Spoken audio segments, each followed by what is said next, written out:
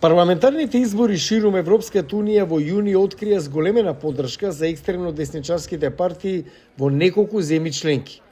Иако центристичките партии продолжуваат да ја држат власта во институциите на ЕУ во Брисел. Партијата Национален фронт на Мари Ле Пен освои најголем дел од француските гласови на изборите за Европскиот парламент со 31%. Таа јасно ја кажа својата амбиција да ја освои власта во Франција. Подготвени сме за нова страница. Подготвени сме да ги браниме интересите на францускиот народ. Подготвени сме да ставиме крај на масовната имиграција. Председателот Емануел Макрон донесе шокатна одлука да го распушти парламентот и да распише општи избори. Левите и центристичките партии формираа коалиција за да ја блокираат партијата на Ле Пен да ја освои власта. Но новата влада не доби доверба на гласањето на почетокот на декември, а председателот Макрон има предизвик да назначи нов премиер. Мари Ле Пен се соочува со собствени проблеми, бидејќи тековното судење за корупција може да ги попречи незините политички амбиции.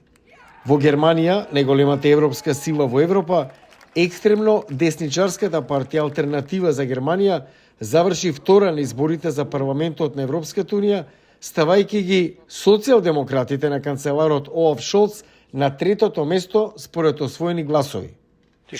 Мораме да се замислиме за гласањето за десничарските популистички партии овде и во другите европски земји. Никогаш не смееме да се навикнеме на ова и секогаш мора да биде наша мисија да ги победиме. Тој повик помина без внимание во јавноста.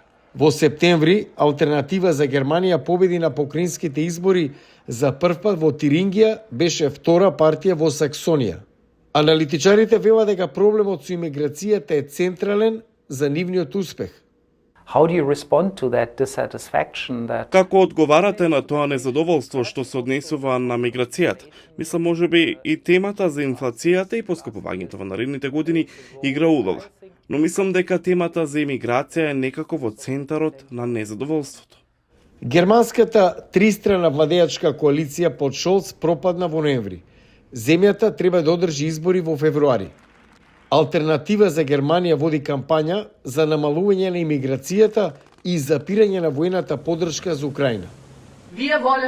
Сакаме мир во Украина. Не сакаме никакви испораки на оружја.